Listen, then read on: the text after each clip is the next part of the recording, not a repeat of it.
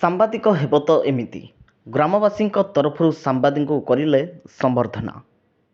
ରାଜ୍ୟ ଓ କେନ୍ଦ୍ର ସରକାରଙ୍କର ପଞ୍ଚାୟତ ଉନ୍ନତି ପାଇଁ ଲକ୍ଷ ଲକ୍ଷ ଟଙ୍କା ଖର୍ଚ୍ଚ କରୁଥିବା ବେଳେ ଏଠି ସେହି ଅର୍ଥକୁ ହୋଇଥିଲା ହରିଲୁଟ। ଏହିପରି ଏକ ଅଭିଯୋଗ ଆସିଥିଲା କଟକ ଜିଲ୍ଲା ବାଙ୍କୀ ଡମପଡ଼ା ବ୍ଲକ ଅନ୍ତର୍ଗତ ତାଳବସ୍ତ ଗ୍ରାମ ପଞ୍ଚାୟତର ଗୋପବନ୍ଧୁ ନଗରରେ 2ରେ ଥିବା 17 ନମ୍ବର ୱାର୍ଡରେ ହୋଇଥିବା ପୂର୍ବ ରାଜ୍ୟ ସରକାରରେ ହୋଇଥିବା ଆମ ଓଡ଼ିଶା ନବୀନ ଓଡ଼ିଶାରେ ନିର୍ମାଣ କରାଯାଇଥିବା 3,50,000 ଅର୍ଥ ମଞ୍ଜୁରୀର ଭାଗବତ ଟୁଙ୍ଗି ଘର। ଅଭିଯୋଗ ଅନୁଯାୟୀ ଏହି ଘରରେ ବ୍ୟାପକ ଅନିୟମିତତା ଅଭିଯୋଗ ଆସିଥିଲା। ସାମ୍ନା ପଟୁ ପଲସ୍ତରା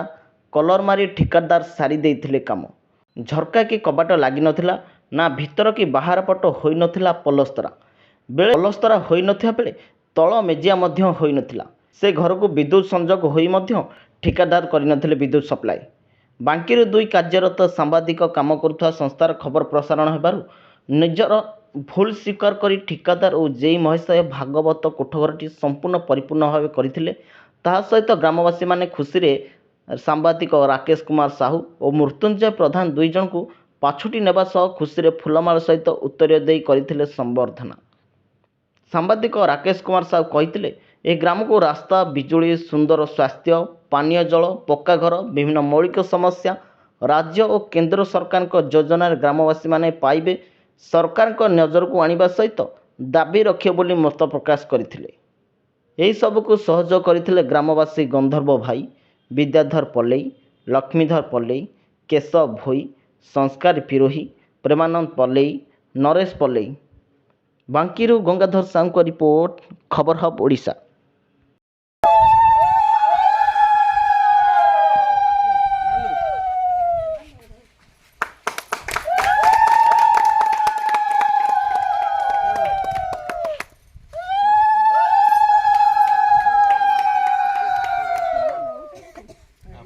बहुत बहुत धन्यवाद जहाँ आम के भावी पार्टी जे आपण मैंने एत स्नेह ममता आमको देके आज स्वागत करेंगे बोलिया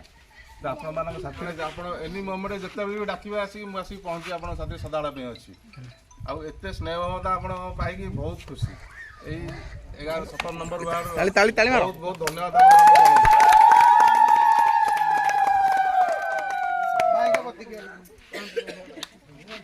गोटे कम छाणी पारे रंग पे आसवे कि तालबस्त पदनपुर एरिया जो माँ मौसी भाई भाई मैंने अच्छा अति असुविधार अच्छा किंतु आज पर्यंत प्रशासन को ठीक से देखा जाऊ ना जे लोक मैंने एत असुविधार थी रास्ता खंड बर्तमान सुधा भी हो पारि ना जहाँ कि आमर जो समर्थित कले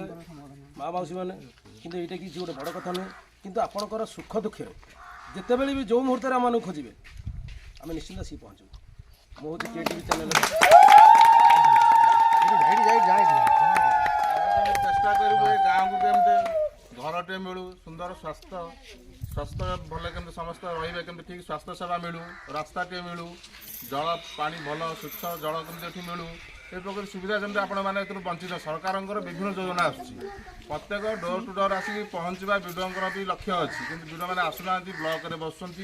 दे दूसरी जो मैंने कंट्राक्ट फंट्राक्ट सब ठीक बुझुना सरपंच मैंने भी ठीक बुझुना कमी सब जिन आप वंचित रोचे घरटे भी ये घर बेसी ना घर घर केमती पाइबे तो सबुद केमती वंचित न हे सदा सर्वदा आपण पाखे चेष्टा करूँ आते भी डाके मुझे आपण पाखे बहुत बड़ गोटे आशा रखी हम न हम तो सी हूँ अलग कथा कि गाँव को रास्ता खंड निश्चिंत भाव